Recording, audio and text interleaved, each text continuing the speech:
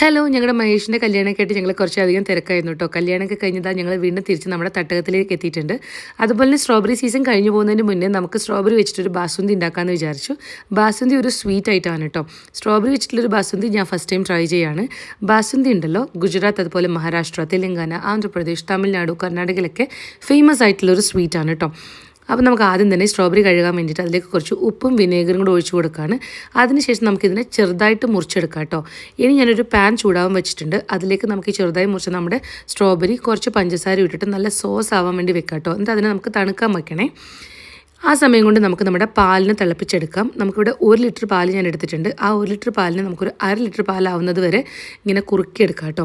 ഇതിലേക്ക് ഞാൻ പഞ്ചസാര ഇട്ട് കൊടുക്കുന്നില്ല, പകരം ഞാൻ ആവശ്യത്തിന് കണ്ടൻസ്ഡ് മിൽക്ക് ഒഴിച്ചു കൊടുക്കുന്നുണ്ട്.